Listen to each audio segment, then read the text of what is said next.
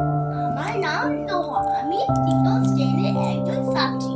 আমি এখন একটি কবিতা আবৃত্তি করছি। কবিতার নাম মায়ের ব্যথা। মা আমার বড্ড বোকা, ঘুমে মরে একা একা। মা আমার ভীষণ খুশিতে খায় দুঃখের গরু। ও মা, তুমি দয়াল করো, সব দোষ মাফ করতে পারো।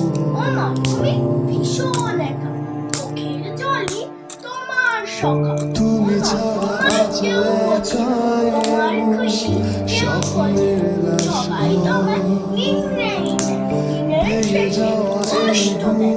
তবুও তুমি ক্ষমার দেবী, চাহিদা নেই, নেই তো দাবি।